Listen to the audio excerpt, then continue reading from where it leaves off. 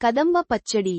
కావలసినవి: టొమాటోలు 5, వంకాయలు 4, బీరకాయ సగం, సొరకాయ చిన్న ముక్క, ఉల్లిపాయ 1, పచ్చిమిరపకాయలు 15, జీలకర్ర చెంచా, ఉప్పు రుచికి సరిపడా, పసుపు అర చెంచా, చింతపండు నిమ్మకాయంత, నువ్వులు అర కప్పు, నూనె 4 చెంచాలు, కరివేపాకు 3 రెబ్బలు, మెంతులు, ఆవాలు, శనగపప్పు, మినప్పప్పు, జీలకర్ర అన్నీ కలిపి 2 స్పూన్లు, కొత్తిమీర తరుగు పావు కప్పు, ఇంగువ చిటికెడు. తయారీ: నువ్వులు వేయించి పక్కనుంచాలి.